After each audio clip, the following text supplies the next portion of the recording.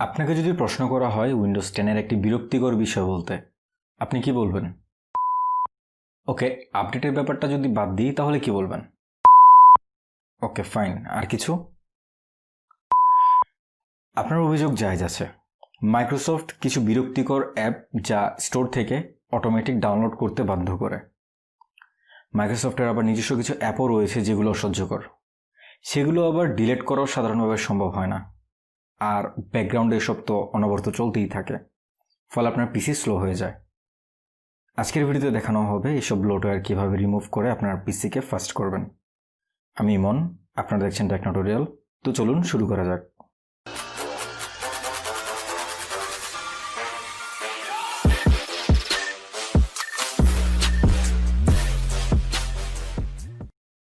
কোনো প্রকার process perform করার পূর্বেই সিস্টেম কনফিগারেশন দেখিয়ে নিচ্ছে, সাথে টাস্কবারও।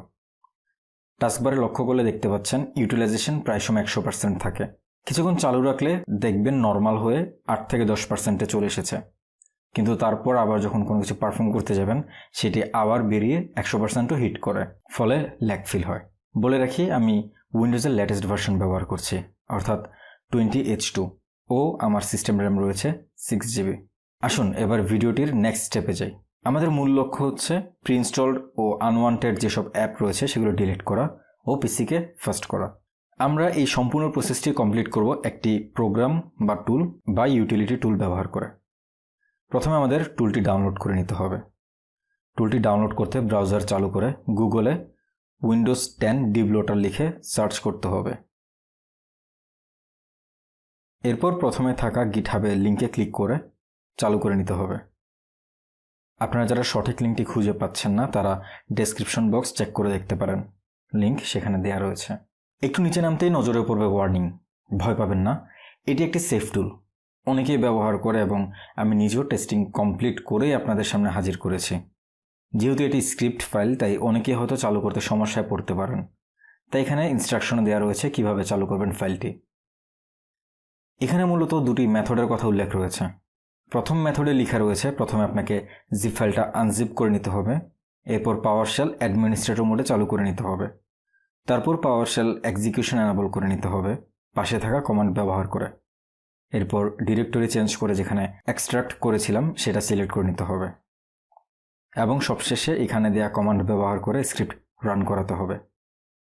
আর সেকেন্ড মেথডে প্রথমে ফাইলটি আনজিপ করতে হবে, এবার আপনার পছন্দের ফাইলটিতে রাইট বাটনে ক্লিক করে রান উইথ পাওয়ারশেল ক্লিক করা লাগবে।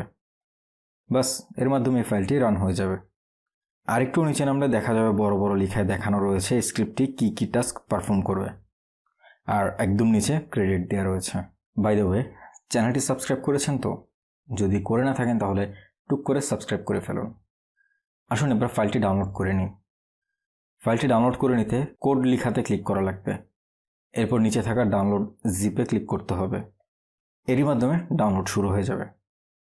এবার ডাউনলোড শেষ হলে আনজিপ করে নিন। আনজিপ করার পর দেখতে পাচ্ছি এখানে 3টে স্ক্রিপ্ট রয়েছে, তবে আমি গ্রাফিক্যাল ইউজার ইন্টারফেসে স্ক্রিপ্টটি রান করাবো। আর রান করাতে আমি সেকেন্ড মেথডটি ফলো করছি, অর্থাৎ ফাইলে ক্লিক করে রাইট বাটনে ক্লিক করলাম, এবার রান উইথ পাওয়ারশেলে ক্লিক করলাম। এবার আমাদের এক্সিকিউশন পলিসি চালু করে নিতে হবে। নিচে থাকা অপশনগুলো থেকে এ চয়েস করলাম। ওয়াই হচ্ছে ইয়েস আর এ দিয়ে ইয়েস টু অল বোঝাচ্ছে। কিবোর্ড ব্যবহার করে ওয়াই ইনপুট দিলাম ও কিবোর্ডের এন্টার প্রেস করলাম।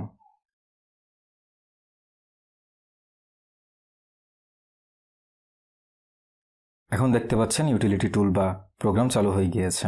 ডিব্লোট করতে ডিব্লোট অপশনে থাকা সেকেন্ড অপশন যেখানে লেখা রিমুভ অল ব্লোটওয়্যার সেখানে ক্লিক করা লাগবে। ক্লিক করার পর ব্যাকগ্রাউন্ডে থাকা পাওয়ারশেল লক্ষ্য করলে দেখতে পাচ্ছেন রিমুভ হওয়া শুরু হয়ে গিয়েছে।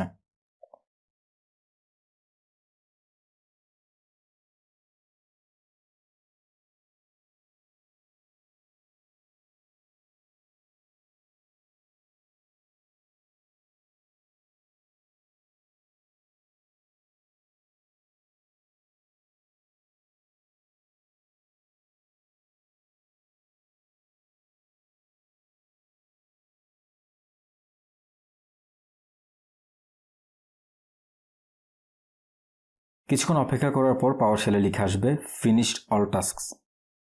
এবার আমি আমার নিজের সুবিধা মতো কিছু টাস্ক পারফর্ম করে নিচ্ছি, যেমন কর্টানা ডিসেবল করে নিচ্ছি, OneDrive আনস্টল করছি, ডিফল্ট পিডিএফ রিডার হিসেবে এজ বন্ধ করে নিচ্ছি এবং ব্লোটওয়্যার রেজিস্ট্রেশন কি রিমুভ করে নিলাম। বাই দ্য ওয়ে, ব্যাকগ্রাউন্ডে যখন এসব টাস্ক পারফর্ম হবে তখন ফাইল এক্সপ্লোরারটি রিস্টার্ট নিতে পারে।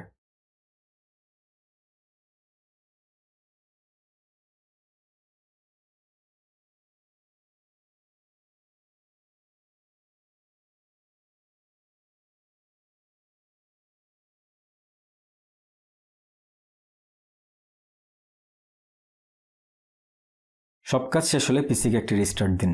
সব কিছু যদি ঠিকঠাকভাবে করে থাকেন তাহলে নিজেই পারফরমেন্স চেঞ্জটা বুঝতে পারবেন। আরেকটা কথা না বললেই নয়, উইন্ডোজ আপডেটের মাধ্যমে সব ব্লোটওয়্যার পুনরায় ফিরে আসবে, অর্থাৎ এই মেথডটি কোনো পার্মানেন্ট সলিউশন নয়। তাই মাসখানেক পরপর স্ক্রিপ্টটি রান করাতে হবে সব কিছু ঠিকঠাক রাখতে। আজকের মতো এখানেই শেষ করছি।